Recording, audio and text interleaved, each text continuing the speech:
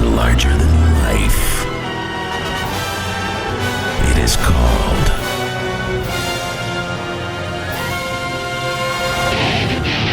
Texas high school football.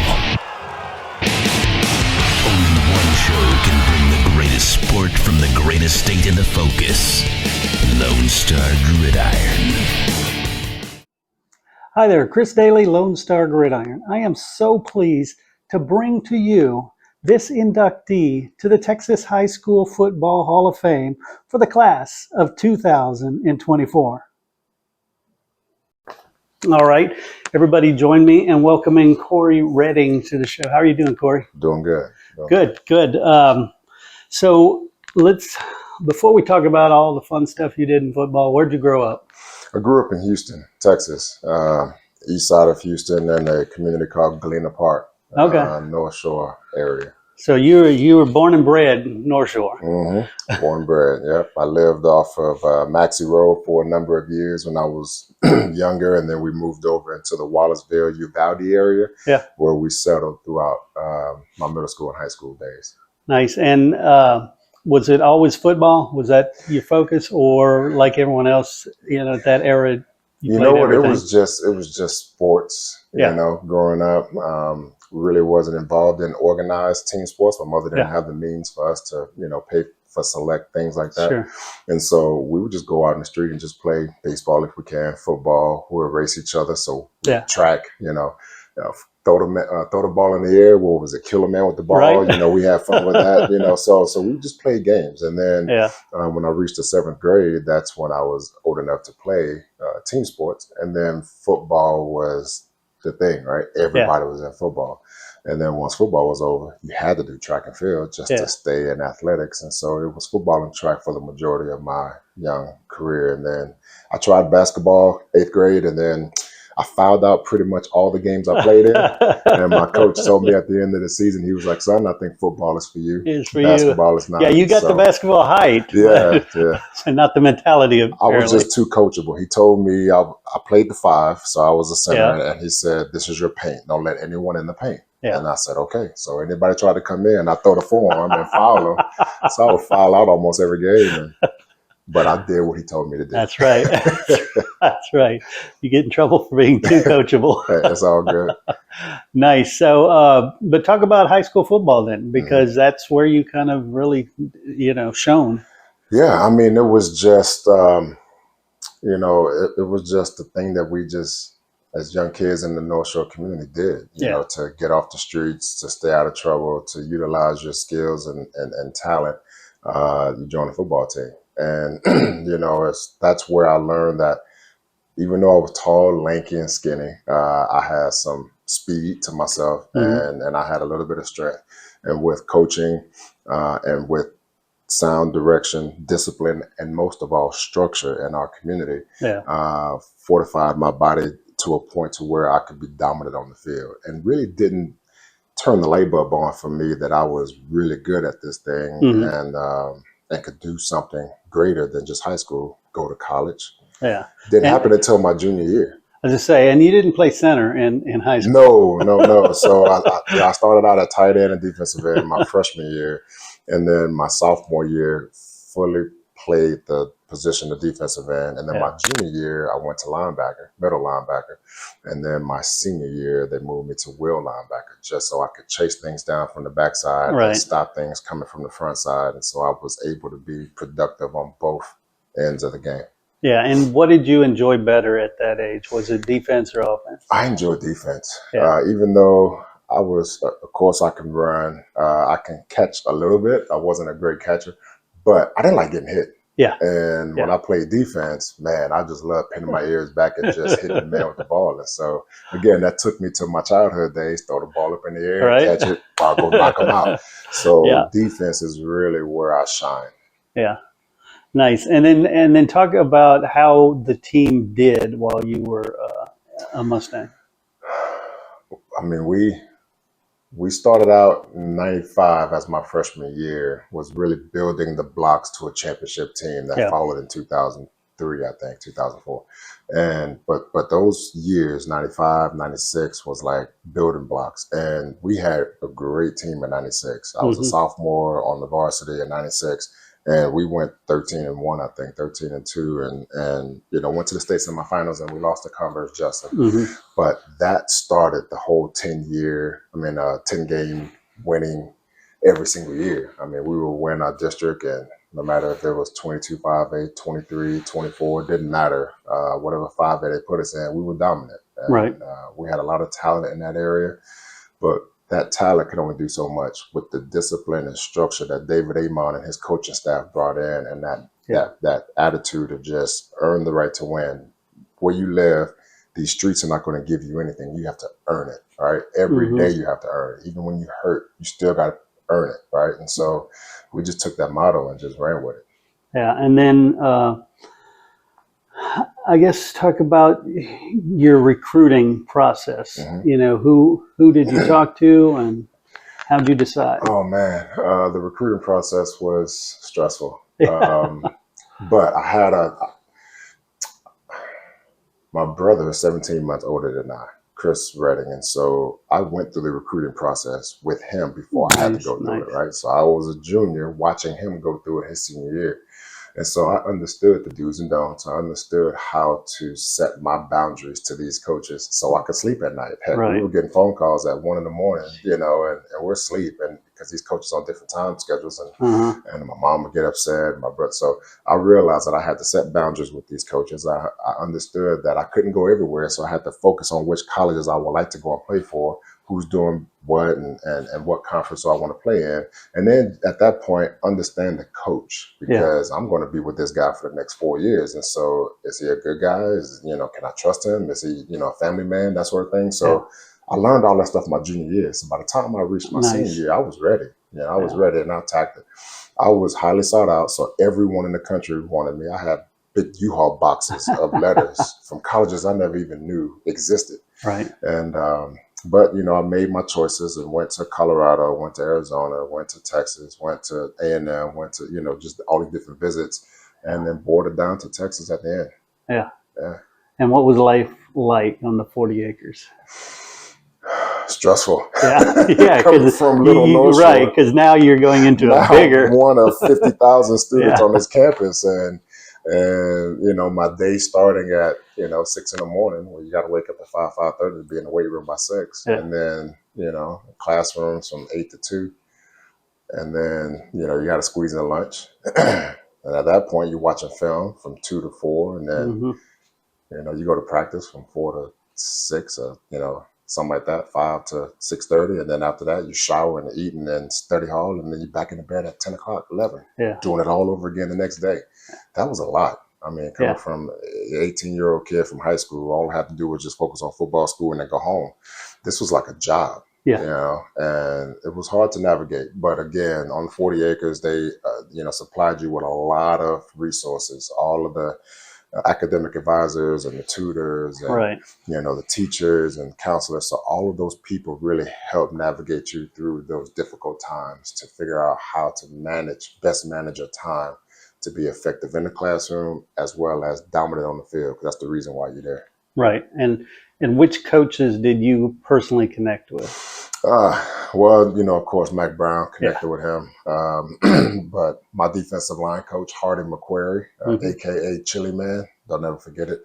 But, that's been my guy, and Everett Withers, Daryl Drake, those two guys recruited me. And so, those are the guys and the coaches, and our strength coaches, Jeff Madden, Mad Dog, Ken Shepard, Tim Cross, Donnie Mabe. I mean, all those guys really helped shape who I am. Cleve Bryant, who's no longer with us. He was a great mentor to us, teaching us life of football on and off the field. And so all these people just were great in my life. Gene Bryant, his wife, Richard Odega, my academic counselor. I mean, they all play significant roles in my life on the 40 acres. Nice. And then how did the teams do while you were there?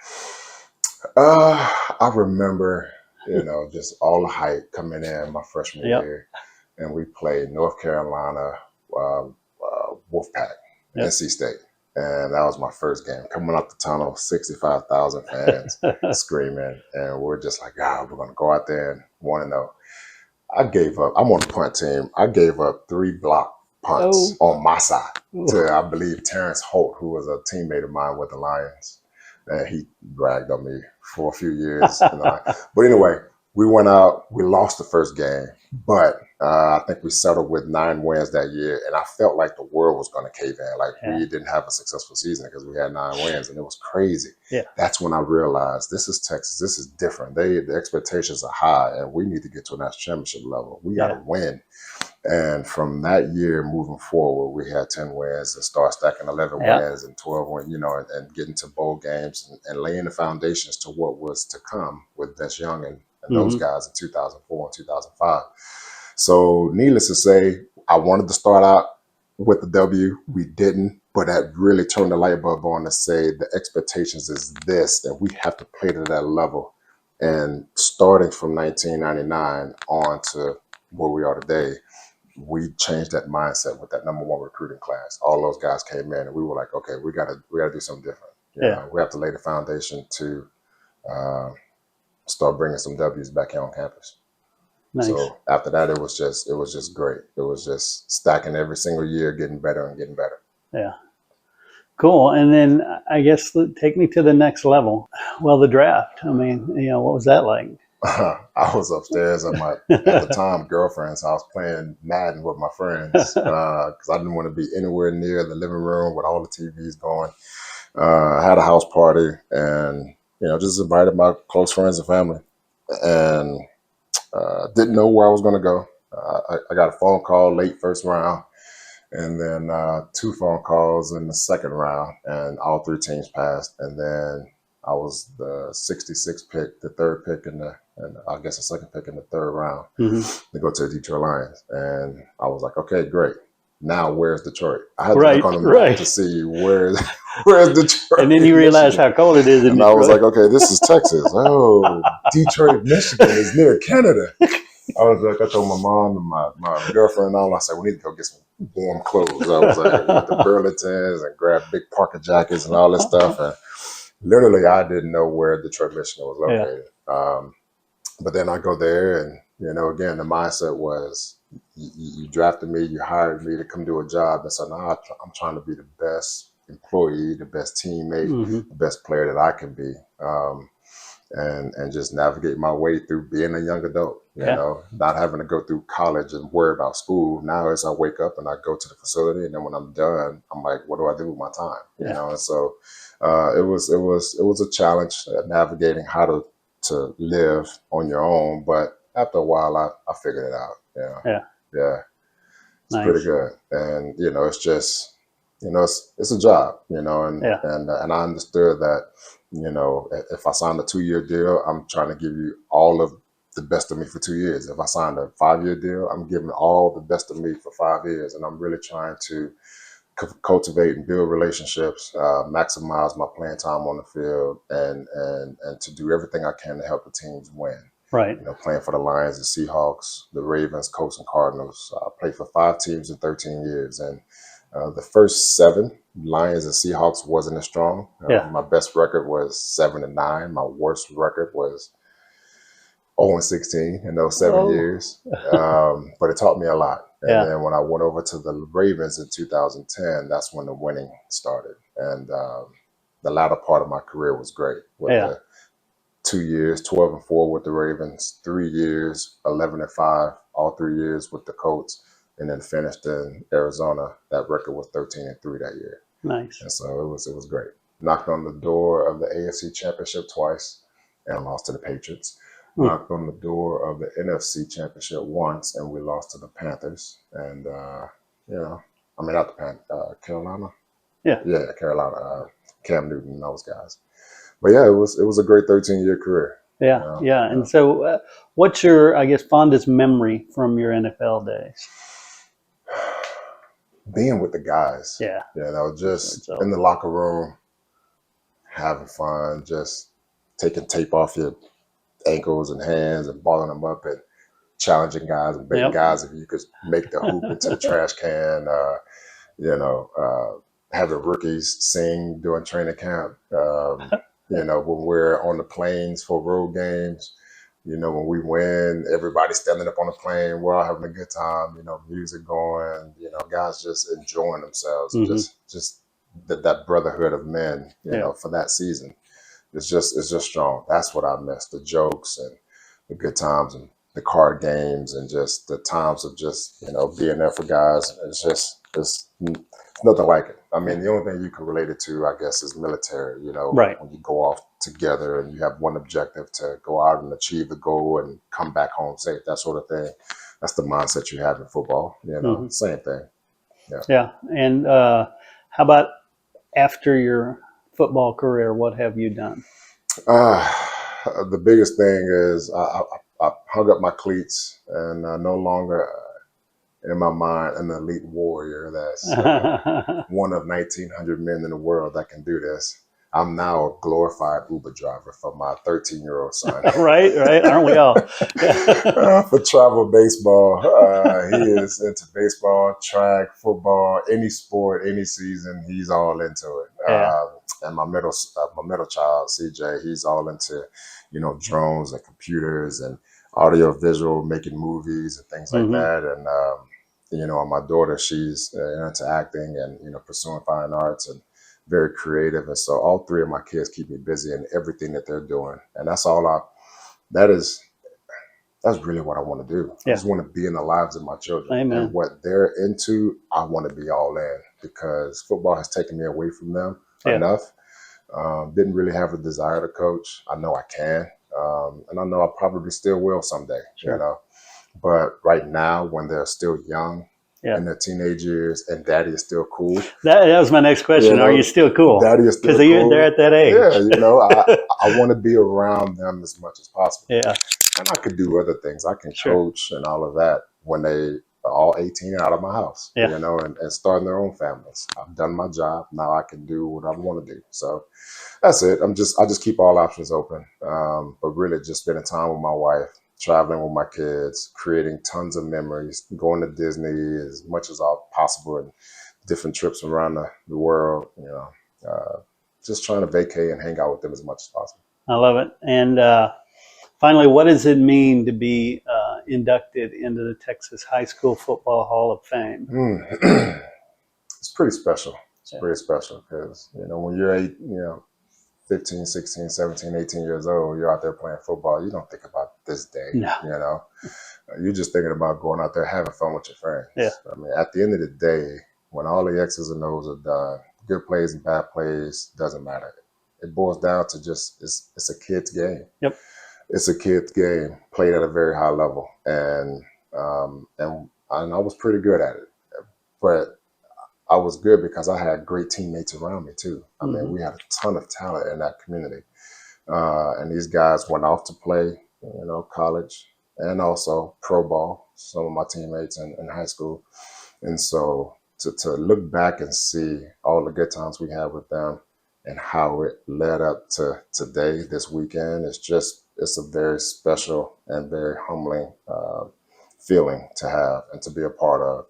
And that I'm just standing on the shoulders of the giants before me, and trying to show the young kids today what it means to play at an elite level, that one day you can be sitting in this seat having this conversation with you whenever they make it down the road because of all the accomplishments they had on the field. So it's just special. And I'm very honored to have this moment shared with my wife and my kids and my family and friends. I love that. Well, Cory Redding, thank you so much for sitting down and sharing your story. Thank you. Thanks for having me.